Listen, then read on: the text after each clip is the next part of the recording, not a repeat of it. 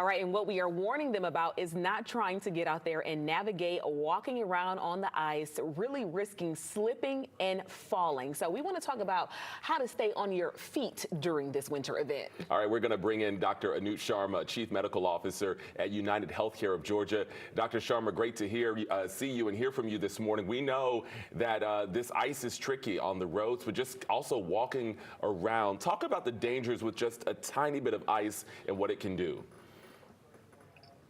Well, even a small amount of ice can have a great impact on us, where we may actually have a quick fall just because we may not have the right shoes or it's not been treated. So all those minor things can lead to a fall that even a small fall can break a hip, a wrist. So we just have to be very careful even with the smallest amount of ice.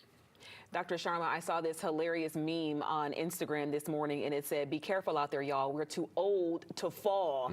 Who's really at risk here as it relates to what tumbling and falling down really looks like afterwards if that happens to you? So technically we're all at risk, but as we age, our bones are a little bit more fragile. So even a low-level fall can actually cause us to break a hip, a strain, a wrist, an arm. So even if we've fallen and we don't think we're injured, we have to be very careful and really recheck ourselves to make sure there's no pain immediately that may warn us that something has been injured. So as we age, we're definitely at more risk. Yeah, absolutely. And Dr. Sharma, if you fall, hopefully you don't hit your head, but we know that often happens. So when do you need to go seek help and check for head injuries if you fall? So as we age, sometimes we don't always spot what's occurred. So if we've hit our head and we have a bruise, it's best to just go ahead and be seen by the expert, because sometimes we have internal injuries that are not visible immediately to us. And they present themselves later in time. So if you had to give one piece of advice, because I think we have some people out there with their chest puffed up saying, well, I'm going to go out. It's not going to be that bad.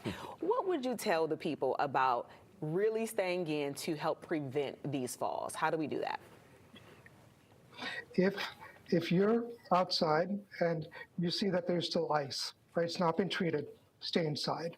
Otherwise, if you're going to go outside, prepare yourself. That means get the right shoes. If you have a walker, make sure it's got the right tip on it to make sure it can get through the ice, and make sure it's been treated. If there's salt or sand there, that's helpful. Even walking, you want to make sure you stretch first before you go out there, and do small steps slowly. Make sure your hands are outside the pocket so at least you can balance yourself.